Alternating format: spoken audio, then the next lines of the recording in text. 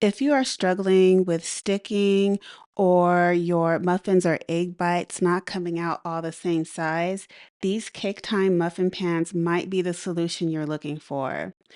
I am spraying these down really lightly with a little bit of cooking spray, and you need to use these on a cookie sheet. So you see me doing that here. I am attempting to make some egg bite type of thing. They're supposed to be keto bread substitutes, but they're very egg heavy.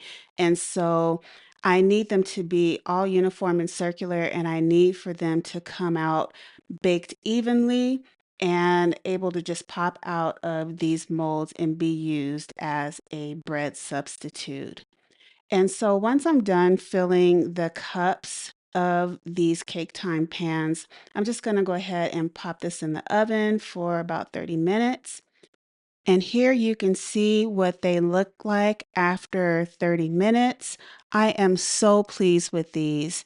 As you can see, there's no sticking. I can easily lift each one of my little egg bite bread substitute situations out of the pan with no problem whatsoever. And what I really love about these is that if I don't want to hand wash them, they wash up perfectly in the dishwasher on the top rack.